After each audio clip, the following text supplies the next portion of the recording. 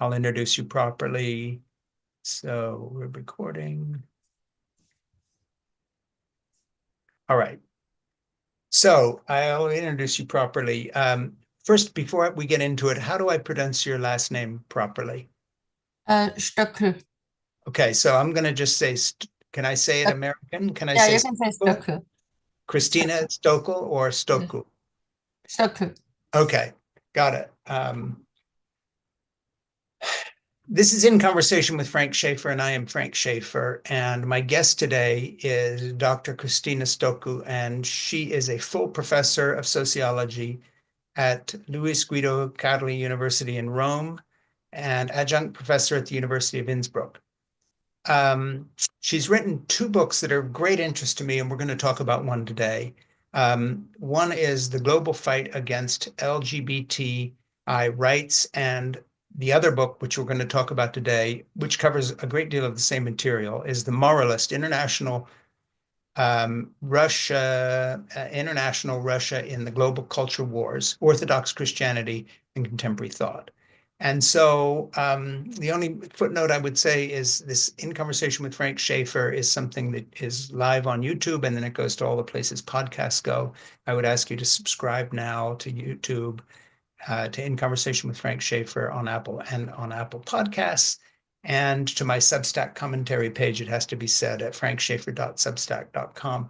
So I finished reading Kristina's book this morning, and it was written after or during Trump's first term. Is that correct? Yes, that's right. And now, a few years later, we're in the second one. I noticed in the preface, which you may have updated, you said, well, while we were writing this book, thus and so was happening. And one of the things that happened since I think the writing of the first book was the invasion of the Russian invasion of Ukraine, which had not taken place while you wrote the book. Exactly. Yeah, and Actually, so you added that to the preface. Is that correct? So that was the order of events. exactly. We received the proofs on the 24th of February, Mm-hmm. 2022, on the day of the invasion. Yeah, 1,000 days ago now, by the way. Yes, Yeah. exactly. And But so we rewrote the preface yeah, and changed the cover. well, it's hyperbole.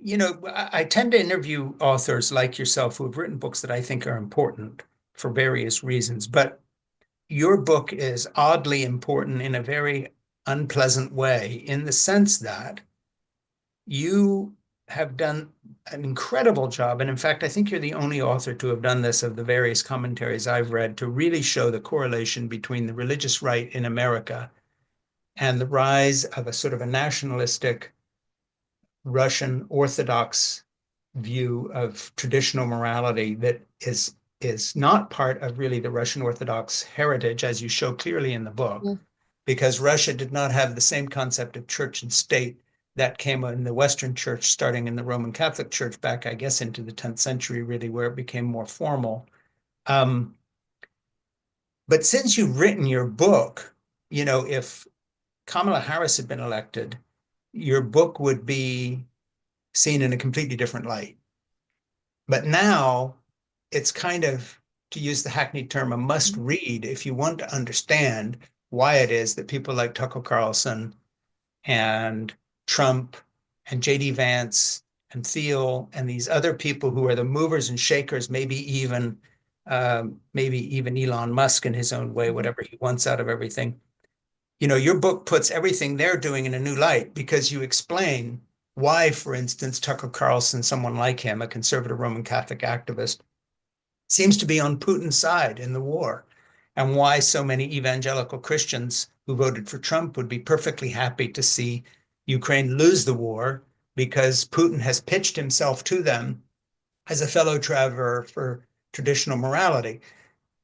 So the way I would put it, and then we're going to talk to you about this book and the actual passages, is that before Trump's reelection, your book is an interesting theoretical exercise on how we got to a certain point, which then would have been somewhat past. But you've yes, written a book that actually explains the present moment at a time when many people like myself or my producer, Ernie Gregg, or others are reeling from the impact of what's happened. and trying to figure it out. And I would just start by saying to anybody watching this or listening, if you want to understand what's happened to us, you have got to read this book, and we're going to make it a book club book. In our book club called It Has to Be Read. It will be our January 2025 offering, because it is about right now. This is not a history. This is a description of the present. And I think you've done a better job describing our present than most people who have tried to write books, about this. So I'm going to just start by introducing this, and then I'm going to ask you a lot of questions. The Moralist International, Russia and the Global Culture Wars, by Kristina and her co-writer, Dmitry, and how do you say Uzlaner? Uslana. Uzlaner, yeah. I want to open with something out of your book. I don't know where I pulled it from, maybe page 29. When precisely did this traditional values, conservatism, become a Russian foreign policy agenda? How much of this development should be considered genuinely Russian, and how much stemmed from transactional dynamics? And then in another place, one of the key elements of Putin's new agenda became the ideology of, quote, traditional moral values. For the first time in the history of post-Soviet Russia, moral conservatism moved to the very center of politics. And in another place, on March 6, 2022, Forgiveness Sunday, rather ironically, in the Orthodox tradition, the Patriarch of Moscow, and that's Kirill, preached that the world is divided between two forces, one good and one divine, the other evil and sinful. Powerful forces were threatening Russia and its religious believers to stray from the path of righteousness by imposing on them the regime of liberties, the final and most terrible of which was the holding of gay parades. And from another book, this book is about how the Russian Orthodox Church got to this point. It shows how Russian actors first learned and adopted the language and codes of the global culture wars, and then started to use them. We conclude this book, and this is when you were writing it, in a time of war. Russia has waged military invasion of the Ukraine, on Ukraine, and Western countries have imposed sanctions on Russia. So that was at the beginning of the war.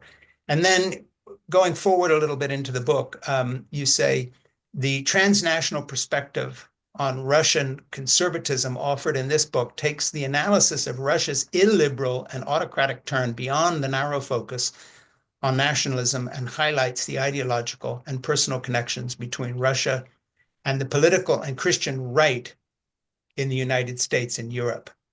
Okay, so that kind of sets up, what the book is about. And I pulled those quotes from different portions of your book, and I have a lot more to read and talk about.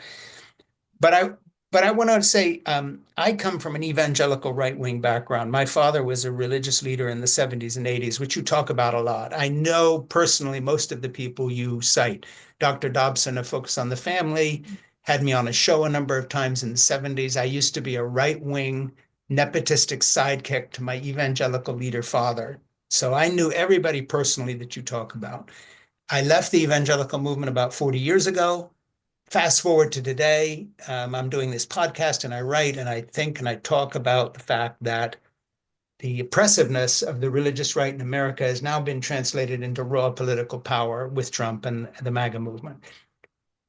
One part that I didn't know enough about until I read your book is how it fits in with what's happened in Russia and why it happened in Russia. I understood that when Tucker Carlson goes to Russia, or we have Family Council, Research Council meetings in Russia, or the Heritage Foundation has connection with Russia, I understood why they were doing this, but I didn't understand the history, the power of the moment, and you have really enlightened me. And as I said a moment ago, and then I'm going to shut up and ask you a lot of questions, this isn't some theoretical book about Russian history. This is about why right now Vladimir Putin's in the Ukraine. It's why right now Donald Trump is going to probably cede a lot of territory in the Ukraine to him, because his right-wing interlocutors and boosters coming from the evangelical right look at Russia as a place where, oh, they're against gay rights too. They are now pro-life, having borrowed the language of the American pro-life movement when Russia had nothing to do with this in its history, either Soviet or Orthodox. You've written something that is wonderful and horrible because it describes a moment that is threatening to anybody who cares about these things. But no one who's interested in American contemporary politics can avoid this book. You have to read it, period. So, having said all that, how do you feel right now in terms of if you were rewriting the preface of this book now, or starting a new project on the same subject, and the forces of reaction have won in the United States on a scale which is mind-boggling, and the left is in total disarray, including liberal Christians and others, speechless and clueless as to what to do. How would you do your book differently, or what would you say in the preface that would change the tone of the book? Because you're describing our present. This isn't a history anymore.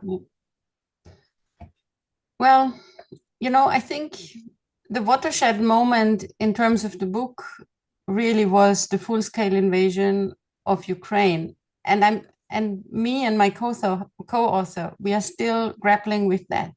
Because what I thought when we wrote the book was that we were writing the story of how Russia becomes a leader of the global Christian right. And then the invasion happened, and the sanctions scheme was imposed on Russia. And our first guess was, it's over.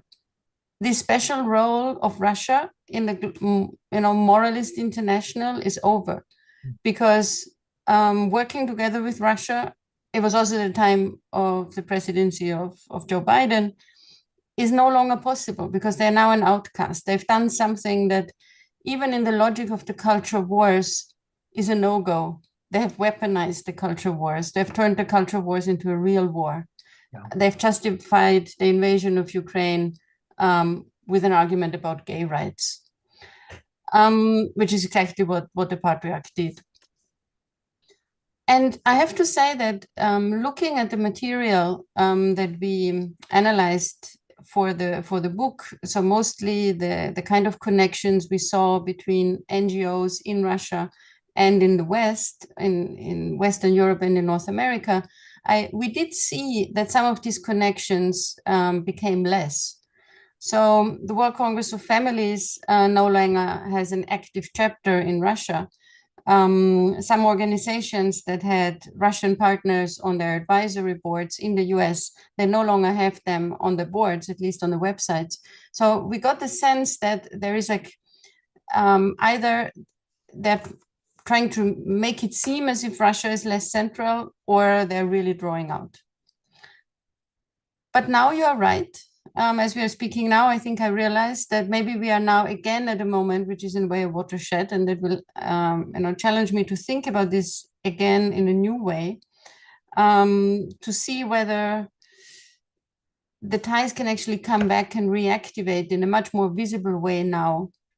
So what was in a way maybe hidden for 2 years may actually come back in very ugly ways, in the way you describe here. Really, in a way, suggesting to people around the Trump administration on what to do in Ukraine and about Ukraine. There's one thing in the book, maybe I should stress that I'm a sociologist, and we worked with interviews. So we met a lot of Russian actors that are actually involved in creating the ties with Americans. We were there at a very early point where I think no one had really been interested in that so far. And we asked very simple questions. We would ask questions like, oh, wow, we saw you organized a family summit in Moscow in 2010, and there were American guests. How did that come about? And then they would just tell us how that came about. And stories of many years of collaboration unfolded. But there's one thing that's important. Inside Russia, the main group that was behind this was around a foundation run by an oligarch that is also sometimes called the Orthodox oligarch Konstantin Malofeev, the St. Basil Foundation. And Konstantin Malofeev is one of the main actors behind Russia's aggression against Ukraine. So already back in 2014, he was put under a sanctions regime because the European Union found that he had been financing separatist fighters in eastern Ukraine. So, you know, the people that the Americans mostly connected with, at least these groups on the Russian side, they were not at all innocuous. They were already engaging in a military aggression on Ukraine, even before 22. Yeah, and you name a lot of the American groups. You go into great detail, focus on the family and Dr. Dobson and these others, and then of course people, you know, Family Research Council, I think it's called. I've got, you know, the list is all there, but I don't think many Americans are aware of the fact of how closely the religious right, the Trump supporting right, and now, of course, these billionaire Trump supporters as well have worked with Russia in terms of collaborating on what they see as a global culture war.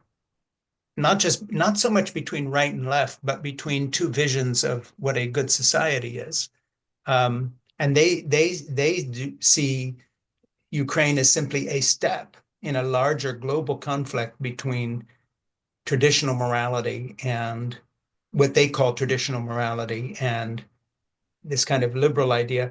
I want to ask you something that's a little off the track of what you cover in your book, but I'd like your opinion on something, and that is, it just seems to me that the moment now, if you were writing your book, you might want to take into account the fact that something that is similar in terms of a pattern of history. If you look at Roman history and you look at emperors such as Nero or Vespasian or any of these people, they all had the same trick. Whenever they were trying to consolidate power, they would say, we need to resurrect the traditions, the noble traditions of Roman history. And we need to get back to those, no matter what they were doing. And of course, today, you know, they're doing the same thing in China in an authoritarian, totalitarian regime. They're talking about Chinese values. They're kind of resurrecting Confucius in a sort of a communist version. Russia, of course, this is what your whole book is about.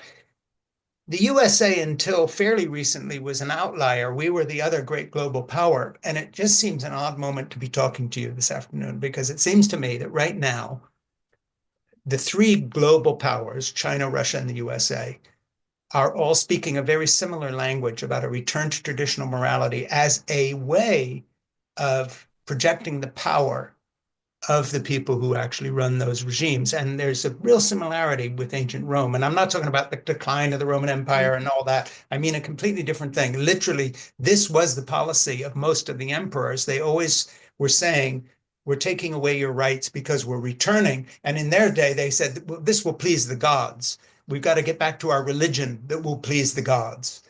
You know, am I crazy, or is there a point there? Because it just seems we're in an odd moment of history. I think you have a point here, because if you put China and Russia and maybe the America under Trump too together, I think what they share is an aversion to democracy to a certain extent, and an autocratic political project, which of course in the Russian context is much further. In the Chinese context, it's already there, an autocratic project. But I think this distrust in democracy and its procedures, we did see that very clearly in Trump's campaign and in his permanent claims that the elections were rigged, the ones of 2020. So yes, I do agree with you that this is really concerning. I also want to say one thing, though. I mean, one question that we asked in the book is, why did the American culture wars globalize in the first place? Mm-hmm. And there are basically two origin stories. So one is the end of communism, the 1990s. Yeah.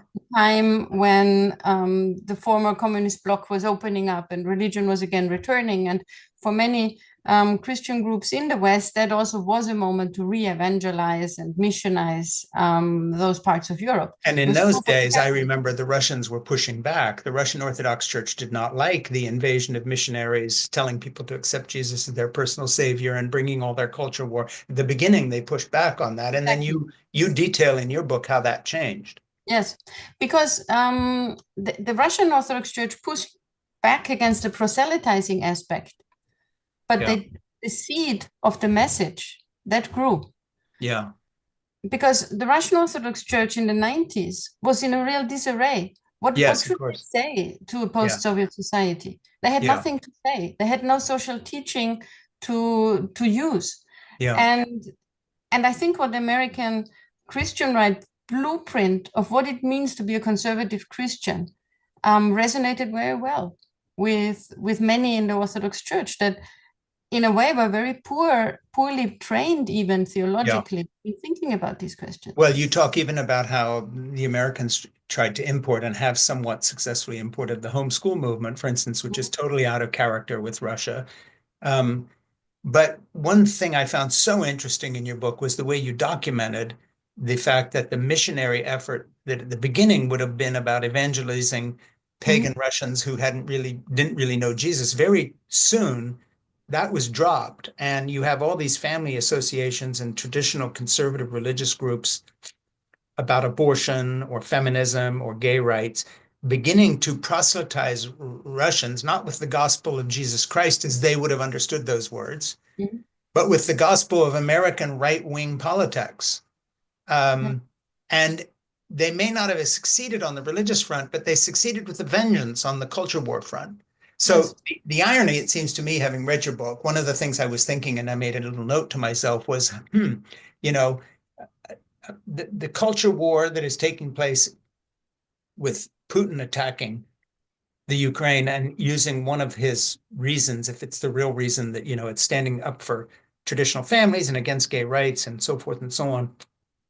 How ironic that in all his speeches, he pushes against the evil West and Western hegemony in the United States, but actually their culture war is a borrowed American phenomenon. Exactly. That's exactly what we are saying. And your book is amazing that way. I have not heard anybody else make that connection as clearly and prove it. I do think that I'm a lot indebted, well, first of all, to my Russian colleague and co-author Dimitrius Lana, but also to many, Orthodox theologians in Russia. Yeah. Even people working inside the church, inside the Moscow Patriarchate, who saw this happening from inside. So there's a degree of insight in the book that I owe to them. And these were people who saw that this is happening. They were critical of it. And they alerted me in a way to the phenomenon, because it is a kind of imposition and also a blocking of doing Orthodox life in Russia differently. And there were key moments that made that very clear. One of the key moments that we've written about with Dimitri was the Pussy Riot incident. Yes, right. When the main outcome of that incident was that a new law was introduced in Russia on criminal, so hurting the defense of religious feelings became a criminal offense. And the question was, so what is hurting religious feelings? And during the trial of the Pussy Riot group, there were even priests who wanted to testify, and they said, I'm not hurt by punk performance. I grew up with heavy metal and music. I'm not shocked by this. Yeah. And they were not hurt. They were so not. What happened in the moment is that the state became the arbiter of what is a legitimate religious feeling. Yeah. And that is really dangerous also for the church. And I think when we see today that people are arrested, priests are arrested in Russia because they speak out for peace, because they go and lay down flowers and at the cemetery where Navalny is buried. Yeah. We are there. So this was the preparation for a church that's a church without freedom of prayer, Yeah. and a state without freedom of expression. Yeah. And, you know, one thing I want to do is just refresh people's memory here to who you are. This is, we're talking with Kristina about her book, which is going to be our It Has to Be Read book club offering in December. Or no, is it going to be December? No, January 2025 coming up.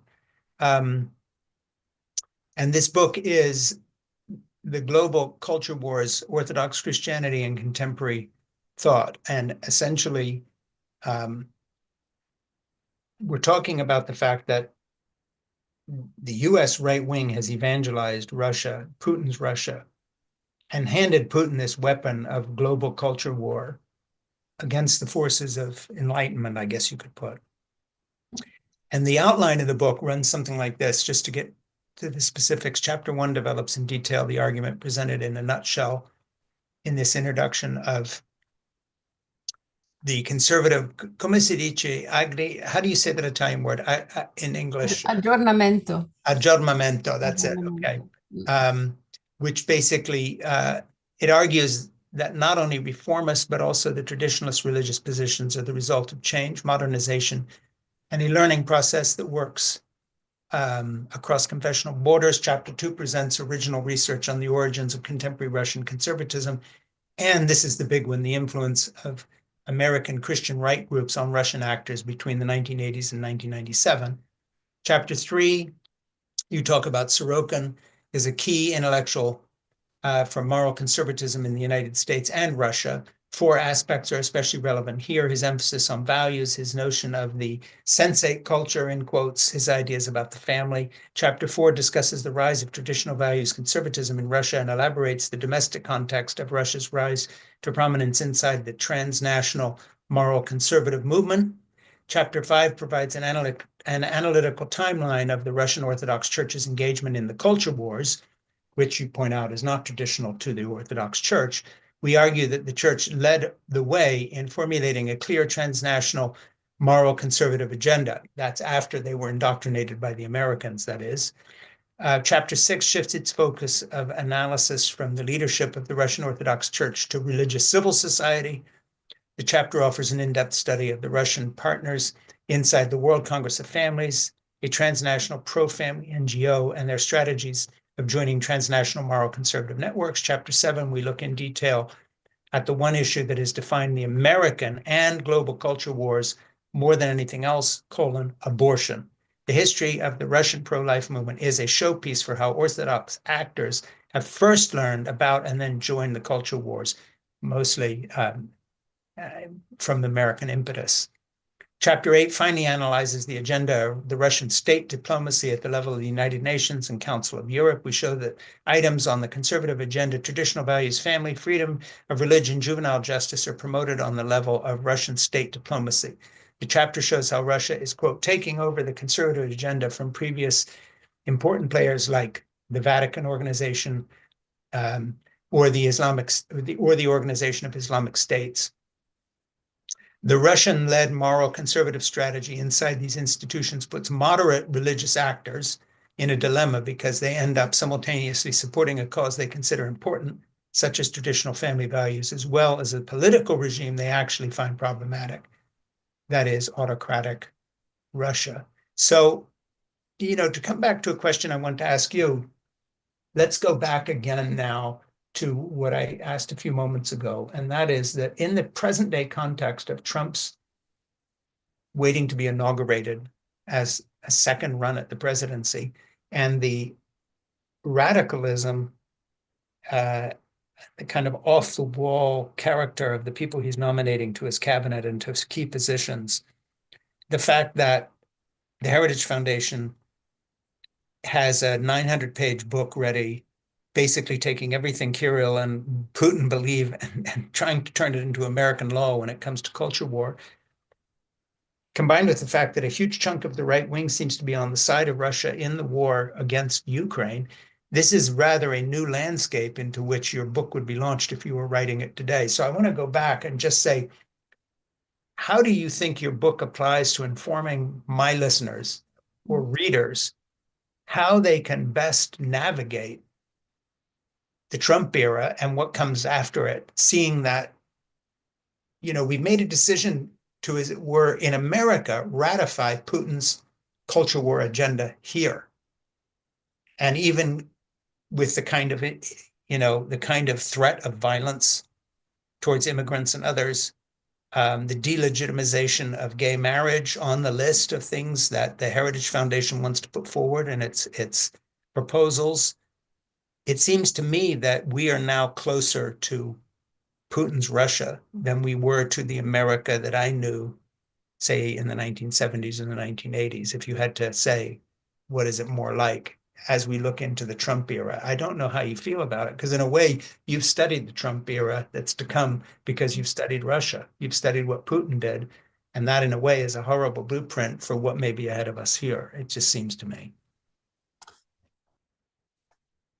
Well, it is a horrible blueprint because the Russian agenda is not about traditional values. It's not about values at all. It's about autocracy. It's about not having democracy. It's about ending democracy. And I think an important part of that agenda is creating groups that you single out as culprits of something. So whether it's homosexuals or whether it's in the Russian context, foreign agents, it's so it. I think this is in a way what we see is happening in Russia, and why Putin in particular needed the traditional values agenda. Russia, the Soviet Union, had an agenda that allowed it to police people's lives and livelihoods, and that was Marxism-Leninism. And to a certain extent, I think traditional values under Putin, this ex-KGB president, has a very similar function. Yeah. It is an ideology that polices people's lives and aspirations and political hopes. And it's an agenda that can even create wars and is now written into Russia's national security doctrine, for example. Yeah. And so, if we see it that way, then of course this is a really, really scary moment for America, but for that matter also for those European countries where the right-wing groups are winning. There's one thing though I want to say. I do think that part of what made the American Christian right groups very receptive to what Russia had to offer in the period when we were studying them, so in 2016, 17, was that they really felt they had lost the culture wars. It's true that it was Trump there at the moment, but they were coming out of 2 periods of Obama. In the US, a lot of progress had been made, for example, on same-sex marriage. And I do remember that from the interactions we had and we witnessed, there was a sense of, well, the cultural wars in the US are lost, but maybe we can win them outside. Yeah. So now, given that the Christian right probably now feels they've won in the US, Yeah, maybe there will be less incentive to go abroad. I don't know. It's kind of a question I ask myself.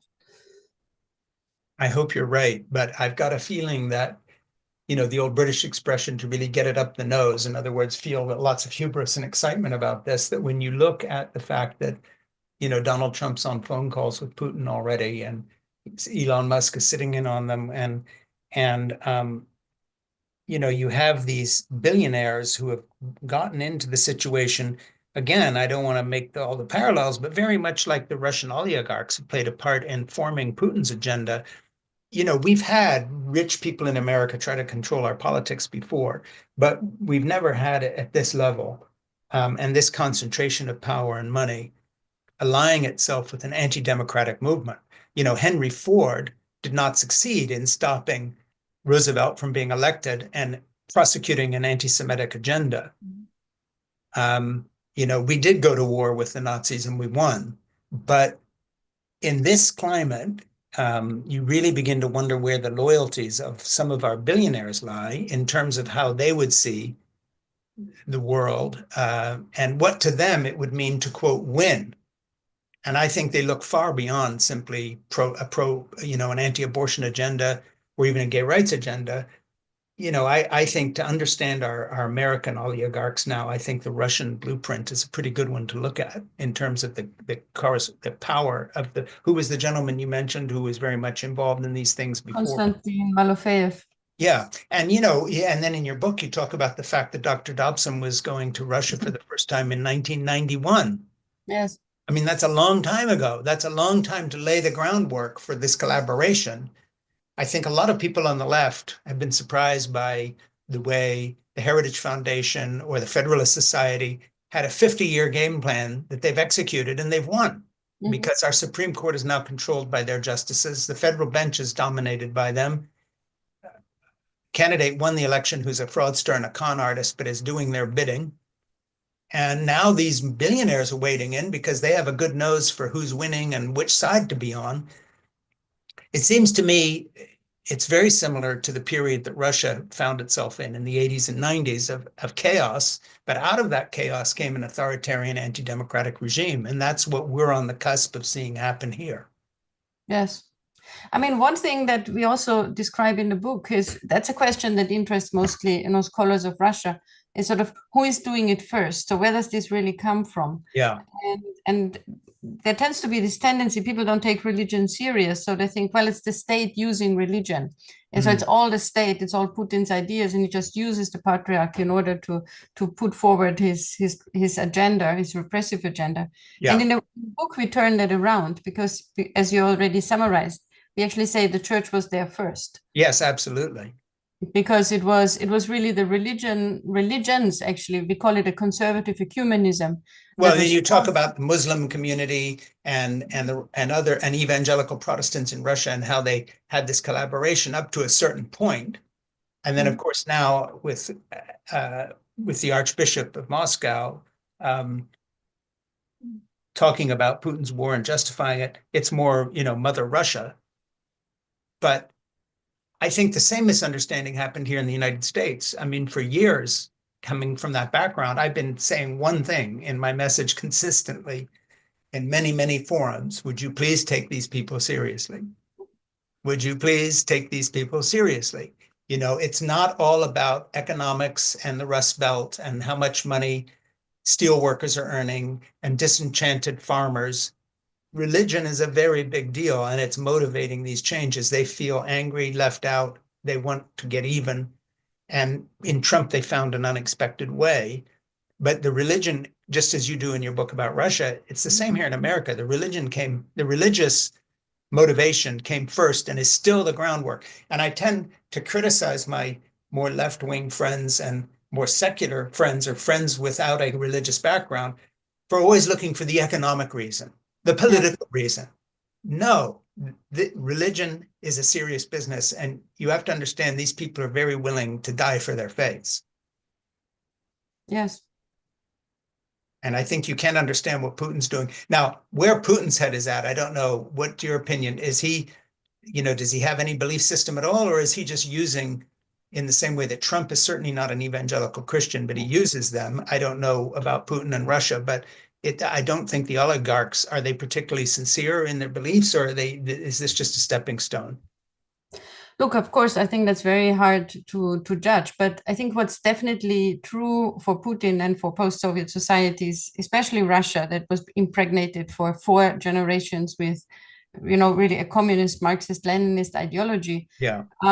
So there is a place for a big transcendental ideology. Because that was also what Marxism, Leninism was. It had a bright idea of the future. It had, strict morals. It had the idea that you have a place in the world and you have duties that will then take you to a better place. Yeah. So there is, I think, structurally in society that with the break of Soviet communism, there really was a gap. Yeah. And there were a lot of competitors for filling that gap. And I think there was a moment where that gap could have been filled by a more positive idea of a kind of Republican democracy, for maybe a more federal idea, maybe a kind of nationalism, but not of the aggressive kind that it turned out to be. But it was very feeble and it didn't happen. And so it's now been filled by an Orthodox religious type of nationalism, which in itself is also problematic in a multinational and multi-religious Russian Federation. Yeah. And this is why they need the term traditional values rather than Christian values, because also the large Muslim constituencies inside Russia have to be able to identify with it. So they can all agree on something that they don't define more closely as tradition. But it's really it's the term that's needed in order to fill the empty place of an ideology. Yeah, one of the points you make in your book, I have the quote here somewhere, but just to go to it, is that when the communist regime was coming apart, there were people toying with the idea of sort of resurrecting a somewhat communist version of religion to fill the moral space, the vacuum that had been left. So there were some philosophers and some thinkers and people that you quote who are toying with this, but they're doing it as a tactic. They're not true believers. It's like, well, maybe we've got to introduce a little spiritual quality to our lives here. And of course, the same thing is true here in the US, in the sense that we're at a time of tremendous spiritual anxiety and deprivation in a very listless public that you find with our obesity rates and the drug deaths of our working class and people overdosing and so forth and so on. There is a hunger for something more. And of course, Trump has appealed to that cohort and said, I can offer you a kind of a Christian nationalism. Again, there's a sort of a weird similarity there. And one point you make large in your book that, of course, they borrowed wholesale the American anti-abortion tactics and movement. And you say, despite the deep divisions in the history of abortion in Russia and the West, and despite the different significance of contemporary abortion struggles, current strategies against abortion in Russia and the West show surprising similarities. In both cases, anti-abortion activism targets simultaneously the legal frame that allows for abortion and de facto access to abortion services. Moreover, in all cases, anti-abortion movement exhibits an incremental strategy. This is important, an incremental strategy. I hope people are listening. They pursue a particular legal change, but once they obtain it, the conflict is not settled. On the contrary, each victory galvanizes pro-life activists to raise the threshold and engage in new battles. And that, of course, is exactly what's happening in the States as well. Yeah. And again, so let's just take a moment, talk about how the American religious right imported the pro-life movement, as it were, into Russia that had nothing to do with the issue. And the Orthodox Church didn't even have a position on the issue before the Americans showed up. Let's just talk, because Americans understand this part of our battle so much. Well, I had a really interesting interview with the priest who runs the first pro-life NGO in Russia. Yeah.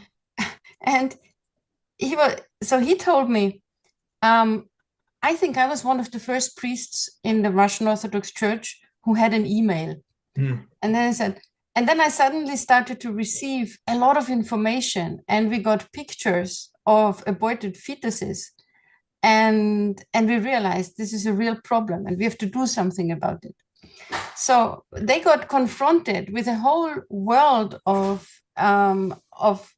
really an American pro-life agenda that worked with images, with films. They also received quite a lot of money. They did a high quality translation of the film Silent Scream. Yeah. And a lot of information materials that were sort of poured into and then what happened is that the market of pro-life NGOs diversified, and as we also describe in the article, at one point they weren't really coherent because there were some groups that really wanted to have a full-scale ban on abortion in Russia, which wasn't about to happen. It's not happening even now. Others who were more for an incremental strategy, making abortion more difficult, reducing it, taking it off the public health service. It is still on the Russian public health service. So access to abortion in Russia was very easy, and to a certain extent it still is.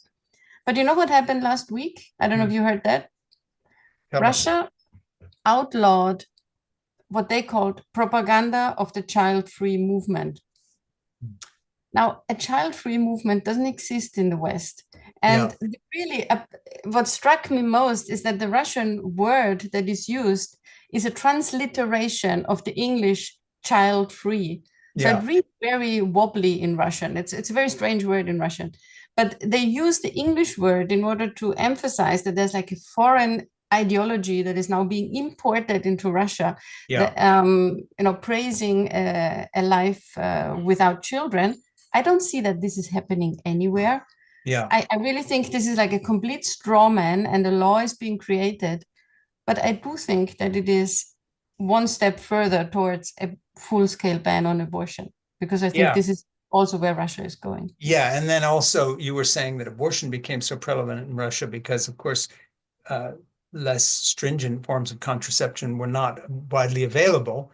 Exactly. And part of Project 2025, one of the subtexts in the document is that, okay, now we've taken care of Roe v. Wade. The next thing we have to do is start rolling back the right to contraceptives. Yeah. And then on the other hand, you have Elon Musk saying, I want to put 1 million people on Mars. I know this sounds like science fiction.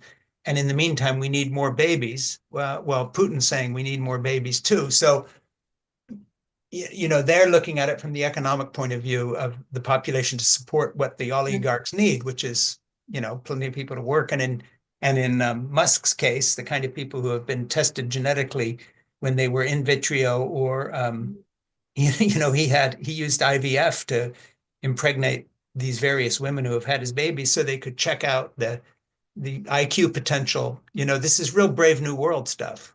Oh, yes. And it's all over the map. Let me just reintroduce you here. Dr. Stoeckl, say your name again. I'm sorry. Stoeckl. Stoeckl. I keep Mhm. seeing the I on the end, and I want to say I's. Dr. Stoeckl is our guest today, and she's written a genuinely important book, genuinely a must read if you want to understand what just happened to our election and what's going to happen to the world. Russia and the Global Culture Wars, Orthodox Christianity, and Contemporary Thought. And, I can honestly say from the bottom of my heart, this is, given the moment we're in, this is as important a book as anybody can read, and the truth of what you write. And by the way, very lyrically and beautifully written. This is not a book written just for academics. This is a book anybody can read, and enjoy is the wrong word, but get through. I would just highly recommend it. It's going to be our book club offering in January 2025. So moving on from that, I just want to get back into the text of your book with some quotes here. You talk about Sorokin as a bridge between the American Christian right and the Russian conservatives. Talk about Sorokin and his influence a little bit, because we know Solzhenitsyn and we know various names.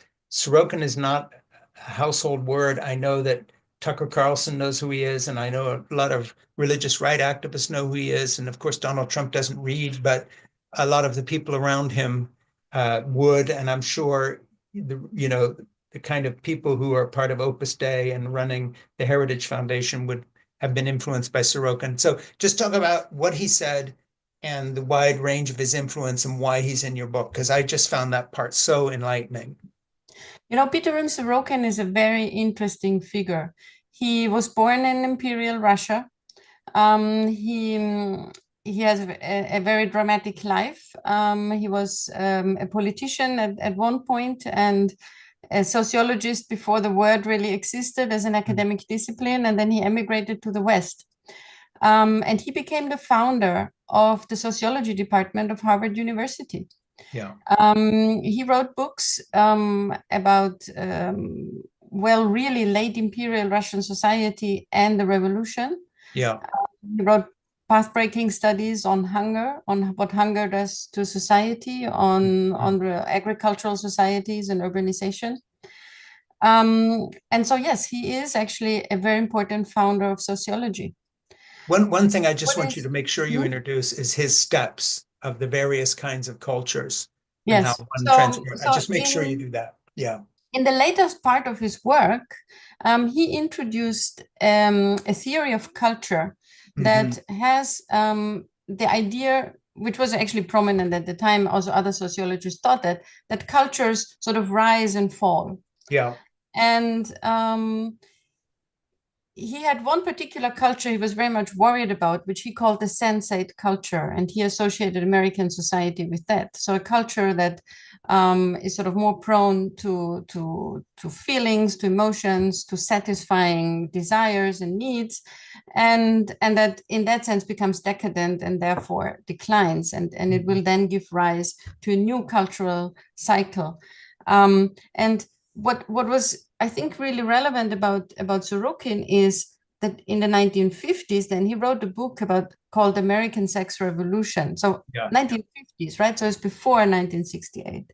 Well, and that book was being cited by evangelical leaders at the time, or conservatives at the time, and had a big influence. Just talk about that a little bit. Yes, because what he said in the book is he was basically saying, well, capitalist societies are bad for families because women also go into the work and relationships become, the divorces rise and so on. And then he said, this is just what happened in Russia with the revolution. Mm-hmm. So he basically argued at the height of the Cold War, where the two systems were at war with each other, that in terms of what they did to the family, they're really the same. Yeah. And I think this is what made him, a household reading for Christian conservatives. Yeah. Who, yes, of course, were against communism because it was atheist, it was against religion. But there is also something about the Christian right in the US that is in a way skeptical towards a certain type of global capitalism. Yes, very much so. And you see that now with Trump playing to that. Yes. And all of a sudden, isolationism is the in thing. It's why we're going to end wars and do this, because let's just take care of America, and global capitalism is sort of un-Christian. Exactly. So their idea of capitalism is very much like one of a kind of a Main Street capitalism of, small business holders, also of an agricultural society. That was Sorokin's idea of people basically living off their land, which of course then also implies very traditional gender roles. Yeah. And so, yes, so this is in a way a phase of Sorokin's life where he wrote several of these books, which became household reading for the Christian right. But I do also want to mention that in the very last phase of his production, he got very much interested in altruism. And he wrote several two interesting books about altruism and love, which are very different in tone again. They're kind of, more consoling. But what happened is that in Russia, in the Soviet Union, Sorokin was forbidden reading. You couldn't read Sorokin you couldn't find any of his books in any library. Yeah. And it was only in the 1990s, with this return of books, that there was no longer any censorship, that Sorokin made his way back into Russia. And at that point, the works which in Western sociology were not actually considered serious scholarship, like the American Sex Revolution, they were translated into Russian and received as completely serious scholarship by a very prominent, Russian emigre sociologist. Yeah. And, Moscow State University created the Sorokin chair. Yeah. And guess who was the first holder of the Sorokin chair? Yeah. Tell me. Alexander Dugin. Yeah, well, it's you put in your book, and then yes. So I mean, in that sense, so Sorokin was already pushed into the Russian discourse as a conservative key. Yeah. thinker. So he was a sort of, as I read it in your book, and I found it very interesting, the kind of religious right leaders on the intellectual side of the religious right, sort of people running around the Heritage Foundation or the editors of the National Review magazine, those kind of people, Sorokin is still a big deal to them. And then he's sort of a forerunner of the entire movement, or at least not counting his last couple of books on altruism. He becomes a forerunner, a theoretician of the movement in a way that kind of is a bridge between Russia and America today on an intellectual level, or maybe I misread you. No, I think you're right. But there's an interesting difference, though. We talk about that in the conclusion of the book, namely that the Americans very much felt that they were sort of at the closing cycle of the civilization. American society is failing because it's in the depth of a sensate culture. And Russians felt very emboldened because they were already there on the new civilizational cycle. They would make it. Yeah. So there was this dynamic, and I think there still is this dynamic. Think about Carlson being in Moscow, all excited how beautiful it is, of looking to Russia with hope. That is Yeah. very worrying. Yeah. And of course, the Russian have this mythology that they have nurtured, and along with their resentment of the West and its wealth and power, not to mention the fact they kind of lost the Cold War, whatever that means, that somehow we will fail and we will fall apart. And I think that, if you look at Vladimir Putin's agenda and the kind of things their bots are doing or what they're doing through Elon Musk's and X and so forth, their disinformation campaign is still aiming to bring down the American state, to finish the job, and this decadent culture will collapse. And, they look at Trump as an agent of chaos who will continue what they hope is the decline. That's a real motivation. On the surface, they're telling evangelical American Christians, hey, we're on your side. We're going to help you rebuild your culture, get rid of these gay people, hang the trans, get rid of this thing, do to gay people what we did to Pussy. We're on your side. But the real Russian agenda has not changed, and that is, there's other ways of coming back and being victorious over the West. That's how I read the situation. Do you feel the same, or do you feel I'm Yes, wrong? I'm very glad you're pointing it out, because I think that's exactly the case. You know, and I can also tell you from my, very frequent interactions in the period when we were doing these interviews, and I was, would talk to a Russian NGO leader of a pro-life NGO or pro-abortion NGO on their contacts with the US, that there was a sense of superiority and hubris, because Russians were already at the time, they were in a moment of political grace because Putin was on their side. Yeah. They were in a moment of real wealth because there was a lot of money on their side. Yeah. There was really nothing that could stop them in doing and organizing things. I think what has stopped them a little bit now is the global sanctions regime. But, there was really a sense of, the Americans, they are, as I said before, they're losing, they're bound to lose in their societies. But Well, it was, again, a very Roman view. This is a decadent yeah, culture into pleasure. yeah, They aren't strong enough. And of course, Trump's played that card with Joe Rogan and these other people. So it's like a cartoon, cage fighters, people like this. All of a sudden, we're going to be real men again. Tucker Carlson said, we have gay people and we have trans people. They're too weak. We could never win a war. Russia, they're real men. And of course, even fighting the token NATO through Ukraine, which is not even NATO. At this point, Tucker Carlson would need to take some of that back, because in the military confrontation against even the West in a most token form through the current war, Russia has not done very well. But that aside, I think they are counting on our decadence, quote unquote, bringing us down, while pretending to be on the side of the religious right, who, if you took them at a surface level, wants to change that and make us, quote, strong and godly again. yes. You write, when those from progressive left discuss the Christian right's moral conservatism, they often express incomprehension as to why conservatives think that culture outweighs economics as a matter of public concern. Why is it that, quote, values matter most in conservative discourse rather than the redistribution of wealth or equal justice under the law? The focus on values becomes more understandable when we clarify the foundations of the moral conservative approach to the study of society. In this respect, Sorokin is a good guide. An analysis of his works reveals the logic behind moral conservatives' ongoing anxiety over values and their relative neglect of economic issues. So we've sort of covered that, but the way you address this, again, we kind of talked about it before.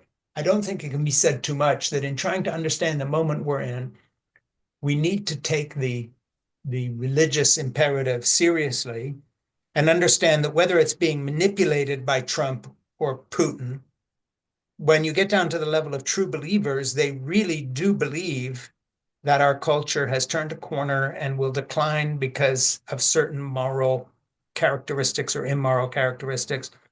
And on the other hand, they're very optimistic now Trump has been elected. He's going to fix all this, and we're going to chase those bad guys out. And somehow, weirdly, and I'm not saying I'm trying to prophesy anything, but there is no question there's a convergence between this election and what happens in Ukraine and also to Western Europe eventually. This is Yes, like, but this is big time history. This is not a minor detail. that's true. I mean, what interests me as a sociologist of religion is also the division that this creates inside religions. Because Hmm. it is evident that what we discussed are phenomena that are in the very conservative wings of all religions that exist. So we have, of course, conservative Catholics that are completely on that side, um, conservative Orthodox, but we also have Orthodox, and even in Russia today, but most certainly outside Russia, Yeah. who don't see it that way. And I mean, in the Catholic Church at the moment, we have a Pope who doesn't see it that way. I mean, Yeah. Francis famously talked about these groups as an ecumenism of hate. He didn't Yes. lend them his support. Well, and you And mentioned so, in the book until he came along, they were sort of thinking, well, we can work with the Vatican. Oh, that yeah, didn't work out because this liberal bad person came in. Oh, we're going to work with the Americans now. yeah. And I mean, even think about, the Christian churches in Europe, they were really instrumental in the foundation of the European Union. Yes, exactly. So, Well, Adenauer and those people really believed that. mhm, I mean, it was for them, that was a matter of spiritual truth, exactly. you know? Exactly. And so why would religion now become an instrument of dismantling that? This is something that interests me because there are groups. Now, there are also Christian right groups in Europe today, represented in the European Parliament, that want to dismantle the European project Yeah, in the exactly. name of Christianity. A project that was very much, the fruit of a movement in the name of Well, and Christianity. if you look at, you know, Great Britain, a lot of the impetus for Brexit was from the not exactly the religious right, but certainly a strong anti-democratic nationalism that didn't like the European Union because, we're the sort of little England idea. I just want to go to something you wrote about Sorokin and ask you, how you interpret this. That Sorokin was not ultimately a pessimist. He predicted that at the end of every fading sensate culture, a new idealistic or integralist culture would appear with new religious values. I mean, that has to resonate with the religious right in America now, or at least the intellectual leaders in Project 2025. I mean, isn't this what they're trying to do? Yes, to create a new integralist culture around a tightly knit canon of values. It Yeah, will and be a if you, threat, it will be a very hierarchical society yeah, without, a much lesser degree of individual freedoms, very little social mobility, strong social stratification, strong policing of borders, both in life and in real time geographically. You know, it is really like a vision of wanting to go back to, well, yeah, these are ideologies of the 1920s and 30s. But we also have to understand that they then led to war. yeah, they did. And then you also write the idea that Russia has a mission to fulfill in the contemporary world, that it could become the leader of the new value system, was also clearly expressed by Vladimir Putin's address to the Federal Assembly in 2013. And, one thing that your book is a great gift that you've given us all is the documentation of how this has happened. You go into great detail about the foundations and the NGOs of the American religious right, going all the way back into the 70s and 80s, that made first contacts with the Russians. Um, this is not a modern phenomena. This is part of a pattern that goes back a long, long way, where people like Dobson were seeing the potential of what's actually happened now. Mhm, I don't think there are many people who know this. I know a lot about this. My mhm, memoir, Crazy for God, sitting back there, about my journey through this big religious tribe. Um, I would say a third of the information in your book is totally new to me. mhm. I haven't seen anything substantiated as clearly. You and I share the same ideas about the results here, but how we got there is phenomenally important. And I think is the key to a lot of how we should react now. So I want to talk about that a little bit. First of all, again, plug this book heartily. It's going to be our January offering, and it has to be read.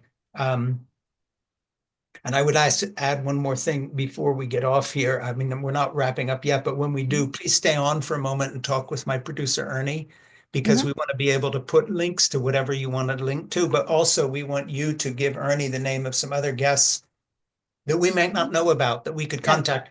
We can either talk to her alone or come back with you, because this is it. I mean, there is no more important subject than what we've talked about today. This is it. So please stay on and give Ernie some ideas. That said, how do you see our choices now? I won't ask what do you think will happen, but I'm an American. I come from a religious right background. I understand what's happened here.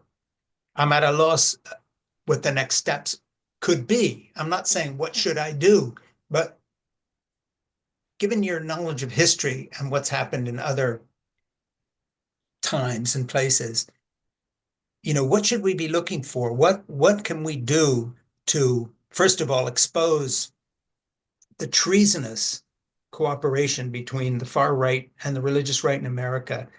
And Russia has 2,000 or 3,000 nuclear weapons aimed at us. These are the people we're playing games with. This is who Tucker Carlson is saying are the good guys. What are the choices? Well, now look, I don't have the answer. I think if I had the answer, then maybe I'd be in a different place. I think, I'm not necessarily so pessimistic. I do believe in the resilience of democratic society. I even believe in the resilience of liberal democracy. Now I do see that after election result like this, you may think that's, I know, wishful thinking, but even we have seen in cases in countries where radical right-wing groups and far-right governments are voted out of government again. Yeah. Think about Poland. Think about how much just Moldova, a tiny country in Eastern Europe of 2 million inhabitants, they managed to resist the massive Russian vote influence and maintain a pro-European course. I also, I do not really share the fascination with Russian strength. I actually think Russian society and even their whole system, I think it's probably much more fragile than we imagine. I am very much afraid of what can happen when that system implodes for whatever reason. I'm afraid of that because there was a lot of people in Russia I know, and I'm afraid for their fate also.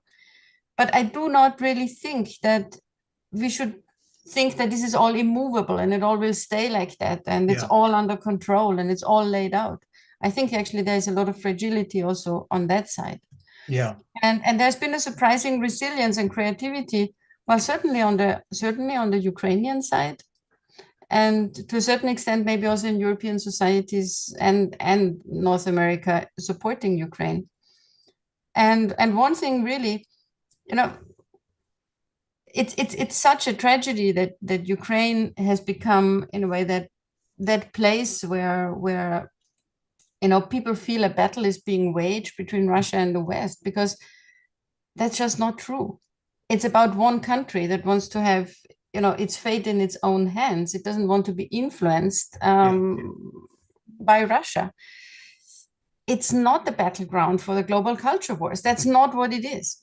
And so I just hope that we can kind of maybe leave aside the big concepts and focus on what is really relevant. And I don't want to be pessimistic on these accounts for liberal democracy and also not for Ukraine.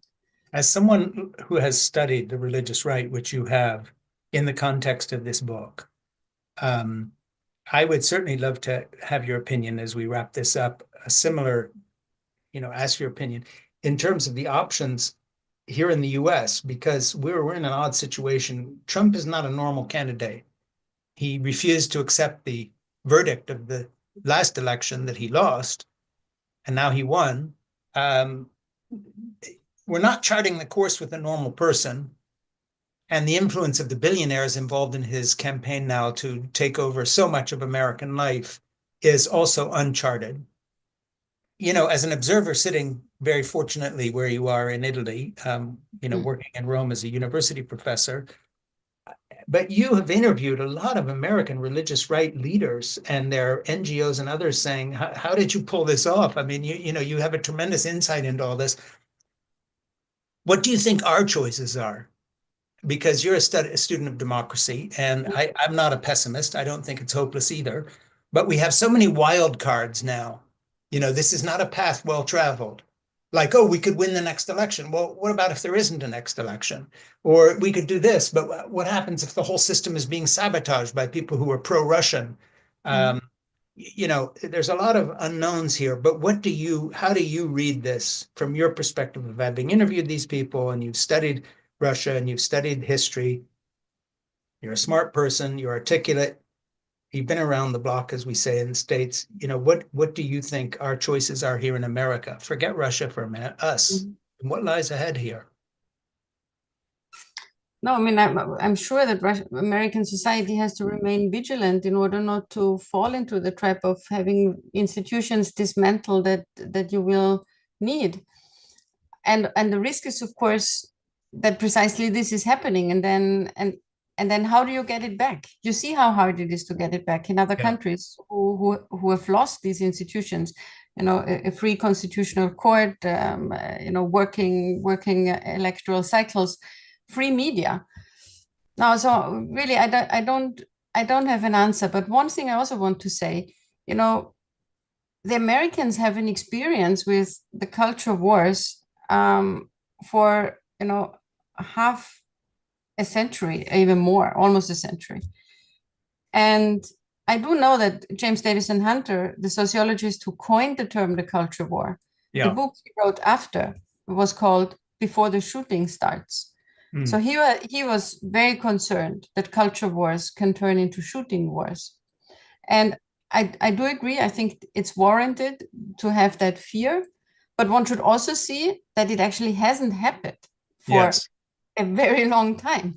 That culture wars were very much about, disagreeing on public policies, disagreeing on different things in politics, but they didn't necessarily, and in many places, they generate into shooting wars. And I think that's also what we have to continue to work on. In America, but also in Europe, disagreements over many of these questions are normal. It's normal that people disagree, even on value questions, on morality politics. The challenge is not to have it degenerate into shooting wars. And I think this is precisely what a figure like Putin wants us to believe and do, to think that in order to end disagreement, we have to kill each other. And this is what we have to resist. I said I'd wrap it up, but there's one more thing. I've been reading an interesting book. Well, I've read it several times actually, by Tom Holland, the Roman historian, called Dominion: How the Christian Revolution Remade the World. And Tom Holland has an interesting idea developed in that book, that coming out of the Roman Empire, you have Christendom, and of course it goes up and down. And at one time, European Christians have slaves, and another time they ban slavery, but there's a sort of a sense of the arc of justice, the arc of history bending toward justice. But Holland makes an interesting point, and that is that really there is no left-right conflict in America or in the West. What we really have is the two elements of Christianity after the Reformation, the sort of importance of the individual rooted in Jesus's teaching that the last shall be first and the first shall be last. And so we have civil rights and gay rights and anti-slavery come out of that. And then, of course, the Apostle Paul's conflict coming back and saying, yeah, but women should sit down and shut up. And you have both. And he says, let's not see our culture wars, in essence, as a war between two factions. Let's see it as a civil war within Christendom between the two elements that have actually shaped our culture. And he says left-wing secular people are somewhat dishonest in pretending that things like the rights of man, declaration that comes out of the French Revolution and then the United Nations, that these came out of thin air, that actually these are the logical continuation of certain Christian ideas. And then on the right, you can't forget about the other teachings. The last shall be first. Your Lord was crucified and tortured to death, and in his weakness, showed his strength. I'd just be interested to end on your idea about that, because you're a very interesting student of history as well. I wonder if Tom Holland has a point, and maybe there's a point, not a resolution, but that would be a place to start a discussion with the people you don't want to have shooting at us. Mhm. And just say, hey, wait a minute, wait a minute. You know, we're not denouncing you as the far right fascist. Don't denounce us as these left-wing communist godless people. Our idea of the rights of man don't come from the United Nations. They come from a basic Christian principle of tolerance. And yes, that same Bible, that same teaching has people being burnt at the stake, but it's always been 2 steps forward, 1 step back. Isn't there a commonality here, a purpose? Can't we put these two halves back together? I mean, that's where I would start a discussion if I got to talk to the MAGA group and just say, actually, this is a civil war, this is a civil war within Christendom. We're not all on the same side here, but let's realize we're drawing, Project 2025 is coming from the same place that Paul came from when he said there's neither Jew nor Gentile, male nor female. You're just taking it in a very different direction than we are, but we are on the same page. I don't know. Is that crazy? No, I don't think it's crazy at all. I mean, I think I was hinting at this before when I said that this is really very much a conflict inside religions, inside religious traditions between sort of, I think that you can give different labels, one would be maybe a more an orientation to discipline, and the other one to liberty, one more to a collective self-determination, and the other one to an individual self-determination. But it's evident, like for a sociologist like me, that every society needs both impulses. Yes. If you only go for individual self-determination, you won't get society. You'll get some form of anarchy. If you only go for collective self-determination, you don't get a society either, because you get just a totalitarian regime.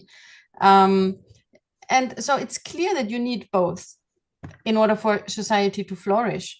And this is why I think on the extreme sides of both, maybe you won't even come through, people won't listen. But it's in the middle. There are a lot of people who understand that. Yeah. And I think that's the people to talk to and to put faith in.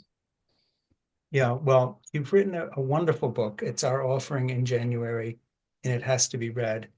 And I just want to make sure I get the title right again.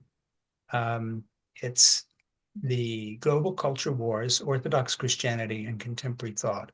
And I want to say again, one more time to my listeners, if you want to understand why Trump won the election and how this all worked, the story that Kristina tells about Russia and America and the collusion of the religious right with the Russian authorities to bring them to a place where Putin is now using this as a justification for a war against Europe, period.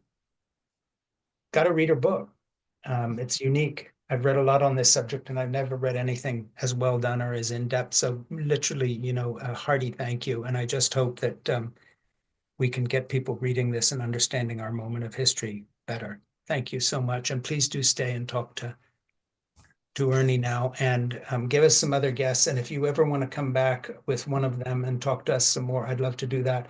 And if, by the way, Tom Holland, whose own podcast is called The Rest is History with Dominic, his partner, which is my favorite podcast, by the way, not mine, his. I would love to have you and Tom Holland and talk for about 2 hours about this, because I think he brings a lot of insight into just the rise of Christendom and what I would like to say are our best values. All right. Look, thank you very much, Frank. You've been very kind of praising the book and inviting me to your podcast. I really appreciate it. Thank you. Okay, well, tutto bene, buonasera, buonanotte. Buonasera, sì. Grazie.